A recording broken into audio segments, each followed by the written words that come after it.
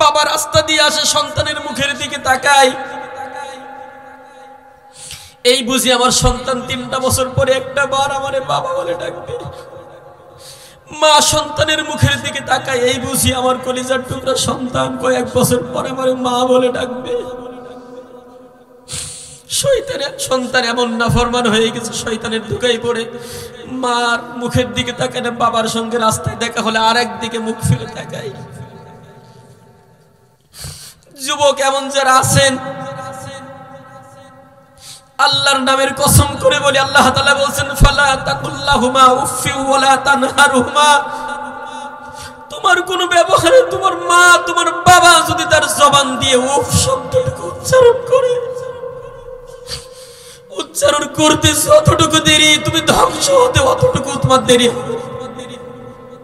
আল্লাহ রাব্বুল আলামিন বলছেন ইম্মা يبلغن عندك الكبر أحدهما أو كلاهما فلا تقل لهما أف ولا تنهرهما وقل لهما قولا كريما চিৎকার দিয়ে বলি আল্লাহু আকবার।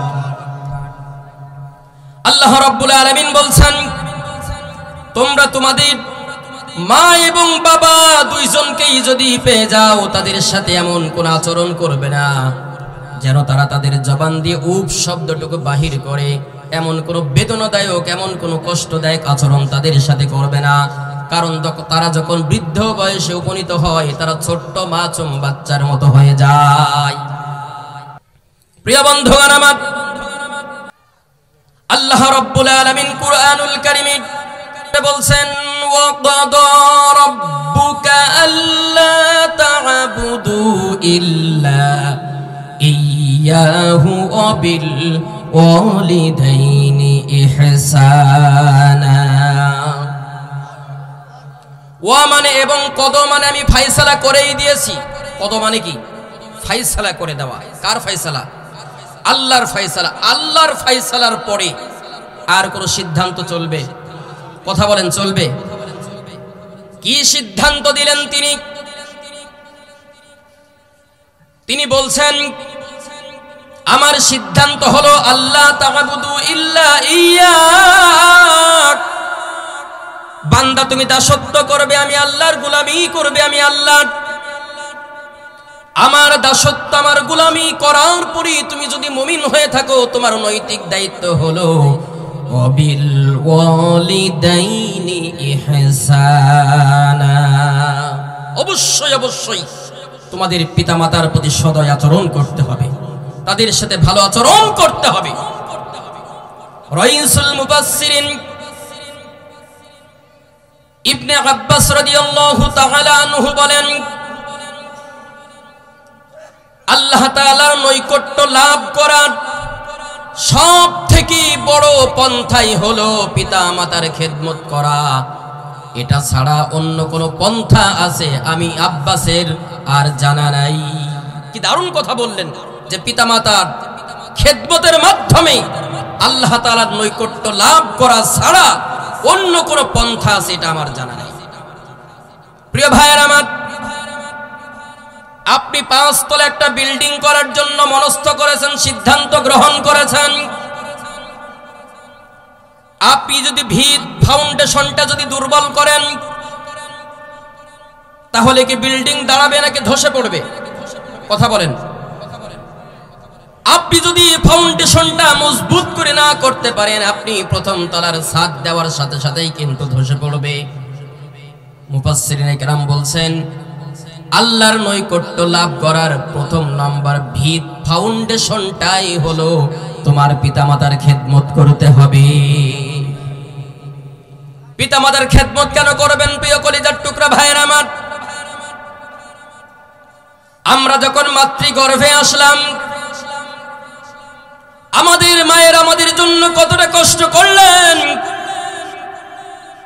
মায়ের পেটের ভিতরে যখন প্রথম এবং দ্বিতীয় তৃতীয় মাস, এই 3টা মাস আমাদের মা ঠিক মতো খাবার খাইতে পারে নাই। মায়ের সম্মুখে যখন খাবারটা চলে আসতো, বিরিয়ানির প্লেটটা যখন মায়ের সম্মুখে চলে আসতো, আমাদের মা চিন্তা করতো সকালে খাইতে পারি নাই, দুপুরে খাইতে পারি নাই, রাতে আমি 2 প্লেট বিরিয়ানি খাবো। মায়ের সামনে যখন বিরিয়ানির প্লেটটা নেওয়া হতো, ডাইনিং টেবিলে বসে আমাদের মা যখন 1 লোকমা খাবার মুখের কাছে নিবে, এমন সময় মায়ের নাকের ভিতরে এমন একটা দুর্গন্ধ লাগলো, পেটের ভিতর থেকে দুর্গন্ধটা চলে আসলো। সারাটা দিন না খাওয়া আমাদের জনম দুঃখিনী মা প্লেটটা সামনের দিকে আগাই দিয়ে আসল দিয়ে চোখ মুছতে মুছতে ব্যালকনিতে কান্না করেছে। আমরা বাবারা ছিলাম, আমরা পুরুষেরা যারা ছিলাম, আমরা মন ভরে খাবার খেলাম। ব্যালকনিতে যে আমাদের সন্তান সম্বাপ্পা মায়েটারে দেখলাম হাঁটাহাঁটি করতেছি, চোখের কোণে অশ্রু ছলছল করে। আমরা জিজ্ঞাসা করলাম, ও রহিমা, ও আমাদের প্রিয়তমা স্ত্রী, আমাদের বোন, কেন কান্না করো? না খেয়ে কেন চলে আসে? সন্তান সম্ভাব্য ওই নারীটা সেদিন চোখের অশ্রুটা সুন্দর করে লুকিয়ে ডাক দিয়ে বলেছিল, আমার খাবার খাইতে কেন জানি ভালো লাগলো না, আমার পেটে এখন ক্ষুধা নাই। মায়ের পেটের ভিতরে এত এত ক্ষুধা থাকার পরেও সন্তান পেটে ধারণ করার কারণে মা 1 নয় 2 নয় টানা 10টি মাস সন্তান বড় হওয়ার পূর্ব মুহূর্ত পর্যন্ত খাবার খাইতে পারে নাই। মায়ের পেটের সন্তানের বয়স যখন 4, 5, 6, 7 যখন হয়ে গেল, মায়ের শারীরিক পরিবর্তন যখন চলে আসলো, মার স্বাভাবিকভাবে চলাফেরা করতে পারতো না। যেই মেয়েটা তার বাবার সামনে লজ্জায় সামনে আসতো না, ওই মেয়েটার শারীরিক পরিবর্তন যখন হয়ে গেল, ওই মেয়েটা বাবার আদরের দুলালি বাবার বাড়িতে যখন গেল, পেটের সন্তানটা নিয়ে ওই মেয়েটা তার বাবার সামনে আসতেও লজ্জা পায়, ভাইয়ের সামনে আসতেও লজ্জা পায়, পেটের সন্তান লজ্জা পায়। কলিজার টুকরা প্রিয় ভাইয়ের আমার, মাঝে মধ্যে আমাদের মা আমাদের পেটের ভিতরে নিয়ে ফ্লোরে শুয়ে পড়তো, দম লেগে যেত, শ্বাস প্রশ্বাসটা বন্ধ হয়ে যেত। এই বুঝি মা এখন মৃত্যুবরণ করবে। পরিবারের লোকজন জিজ্ঞাসা করতো, তোমার কি খুব কষ্ট হয়? সন্তান সম্ভাব্য ওই নারীটা ডাক দিয়ে বলেছিল শাশুড়িকে, আম্মা, আমার কেন জানি মনে হয় আমার নিঃশ্বাসটা বন্ধ হয়ে যায়, আমার দম বন্ধ হয়ে যায়। মা, আম্মা, আমি কি মৃত্যুবরণ করব? নিশ্চিত মৃত্যু জানার পরেও মা কখনো এমন মনস্থ করে নাই, আল্লাহ আমার সন্তানটাকে পেট থেকে তুমি ধ্বংস করে দাও, এমন কথা বলে নাই। কলিজার টুকরা প্রিয় ভাইয়ের আমার, সন্তানকে যখন ডেলিভারি করার জন্য মাকে সুদিকে গৃহে নেওয়া হলো, অপারেশন থিয়েটারে যখন আমাদের মায়েদের নেওয়া হলো, ওই মা তার প্রাণের স্বামীর 2টা হাত ধরে ডাক দে বলে, প্রাণের স্বামী গো, তোমার সাথে কয়েকটি বছর আমি ঘর সংসার করলাম, হয়তোবা তোমার আমি খেদমত করতে পারি নাই, তোমার কথা মতো হয়তোবা চলতে পারি নাই, প্রাণের স্বামী হয়তোবা জীবনের শেষ সময় চলতেছে, আমাকে তুমি ক্ষমা করে দিও। শাশুড়ির কাছে যাই ক্ষমা চাই, মায়ের কাছে যাই ক্ষমা চাই, বাবার কাছে ক্ষমা চাই। ও আমার পঞ্চগড় জেলার কলিজার টুকরা প্রিয় ভাইরা আমার, মাকে যখন অপারেশন থিয়েটারে নেওয়া হলো, মায়ের হাত বেঁধে ফেলা হলো, মায়ের পা বেঁধে ফেলা হলো, গরু যেমন করে জবাই করা হয় মায়ের পেটটাকে কাটা হলো। মায়ের পেট কাটার পরে আমরা দুনিয়ার বুকে আসলাম। মায়ের শরীর থেকে 1 নয় 2 নয় মিনিমাম 5 থেকে 7 লিটার তাজা রক্ত যখন মায়ের শরীর থেকে বেরিয়ে গেল, মা সেন্সলেস হয়ে গেল, মার আর কোনো স্বাভাবিক জীবন নাই, প্রায় মৃত্যু হয়ে গেছে। মা এমন একটা ভাবে পড়ে আছে। আল্লাহ রাব্বুল আলামিন বলছেন, এত এত কষ্ট। ওই সন্তান জন্ম নেওয়ার পরে সন্তান যখন প্যা প্যা করে কান্না করে, আল্লাহ রাব্বুল আলামিন বলছেন, ওই সন্তানের কান্না যখন মায়ের কর্ণকহর পর্যন্ত পৌঁছাই গেল, আমি আল্লাহ রাব্বুল আলামিন মায়ের ওই 10টা মাসের কষ্টটা পুরোটাই আমি ভালোবাসায় রূপান্তরিত করে দিলাম। চিৎকার দিয়ে বলি সুবহানাল্লাহ। ওগো মা, তুমি এই ধরনের শ্রেষ্ঠ নেয়ামত, তোমারই পদতলে রয়েছে জান্নাত। ওগো মা তুমি এই ধরনের শ্রেষ্ঠ নেয়ামত, তোমারই পদতলে রয়েছে জান্নাত। চিৎকার দিয়ে বলি মারহাবা।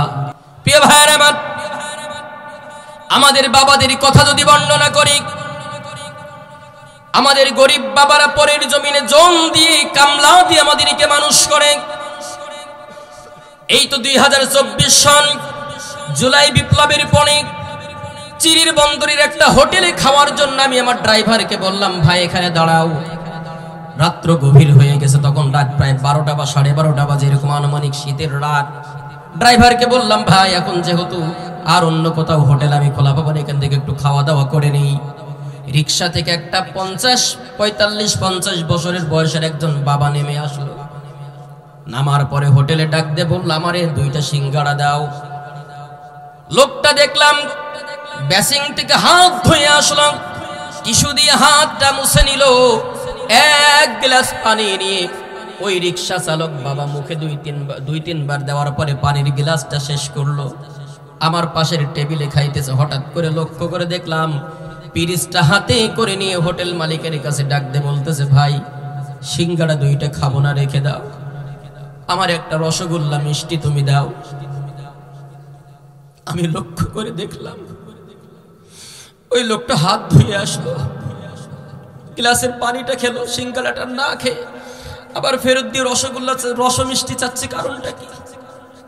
গেলাম, খাওয়া বাদ দিয়ে উঠে গেলাম, জিজ্ঞাসা করলাম, বাবা আপনি সিঙ্গাড়া নিলেন না খেয়ে আবার রসগোল্লা চাচ্ছেন, কারণটা কি? বেচারা দেখলাম চোখ দিয়ে দর করে পানি পড়ছে। হুজুর আপনাকে তো চিনি না, 2-3 দিন আগে আমার একমাত্র মেয়ে কলিজার টুকরা সন্তানটা আমার কাছে একটা মিষ্টি খাইতে চাইছিল, আমার পকেটে টাকা ছিল না, আমি দিতে পারি নাই। আমি যখন সিঙ্গাড়াটা মুখে দিব ঠিক এমন সময় আমার ওই কলিজার টুকরা মাসুম বাচ্চা সন্তানটির কথা আমার মনে হয়েছে।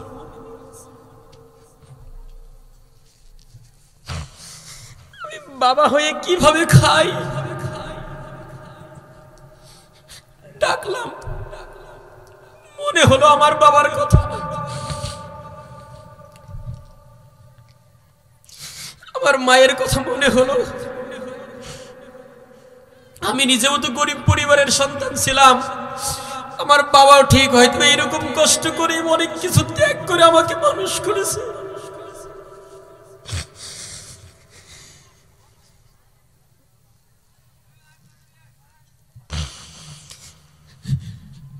রিক্সা চালককে ডেকে বসিয়ে বললাম, আপনার যা খাইতে মনে চায় আপনি খান।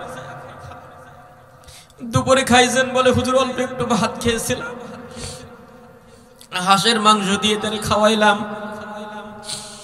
খাওয়ানোর পরে হোটেল থেকে 1 কেজি মিষ্টিও কিনে দিলাম। আর চিন্তা করতে লাগলাম, আরে এটাই হলো বাবা, আমাদেরকে মানুষ করতে গিয়ে আমাদের বাবারা কতটা কষ্ট করেছে, অথচ আমরা দুনিয়ার বুকে একটু শক্তি সামর্থ্য হওয়ার পরে, যৌবন আসার পরে আমরা বাবাকে বাবা বলে ডাকি না, মারে মা বলে ডাকি না। বাবা রাস্তা দিয়ে আসে, সন্তানের মুখের দিকে তাকায়, এই বুঝি আমার সন্তান 3টা বছর পরে একটা বার আমারে বাবা বলে ডাকবে। মা সন্তানের মুখের দিকে তাকায়, এই বুঝি আমার কলিজার টুকরা সন্তান কয়েক বছর পরে আমারে মা বলে ডাকবে। শয়তানের সন্তান এমন নাফরমান হয়ে গেছে, শয়তানের ধোঁকায় পড়ে মার মুখের দিকে তাকায় না, বাবার সঙ্গে রাস্তায় দেখা হলে আরেক দিকে মুখ ফিরে তাকায়। যুবক এমন যারা আছেন,